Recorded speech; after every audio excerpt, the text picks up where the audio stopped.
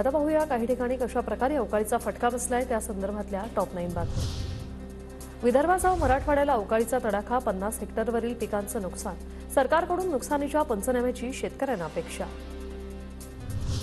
वर्ध्यात अवकाळी पाऊस, गारपिटीने 95 हेक्टरवरील पिकांचं नुकसान, 18 गावांमध्ये काढणीला आलेल्या पिकांची पावसामुळे नासधूस, उन्हाळी पिकांनाही फटका।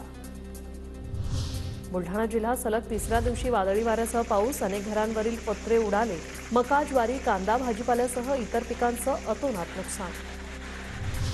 वाशिम जिल्हा सलग चौथ्या दिवशी देखील वादळी वाऱ्यासह पाऊस, उन्हाळी पिकांसह फळबागांचं मोठं नुकसान, शेतकऱ्यांची चिंता वाढली। बीड जिल्ह्यात दुसऱ्या दिवशीही वादळी वाऱ्यासह गारपीट, गारपिटीमुळे कांदा, गहू यासह इतर पिकांचं मोठं नुकसान। वाशिम जिल्ह्यात अवकाळीचा तडाखा, नुकसानीच्या पंचनाम्याची शेतकऱ्यांची मागणी। 12 आणि 13 एप्रिलला वाशिम जिल्ह्यात येलो अलर्ट।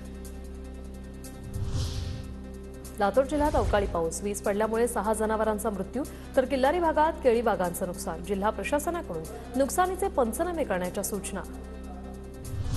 बीड जिल्ह्यातील धारूर, वडवणी आणि गेवराई परिसरात गारपीट, गारपिटीमुळे ज्वारी, बाजरी यासह फळबागांचं मोठं नुकसान, शासनाने मदत करावी, शेतकऱ्यांची मागणी।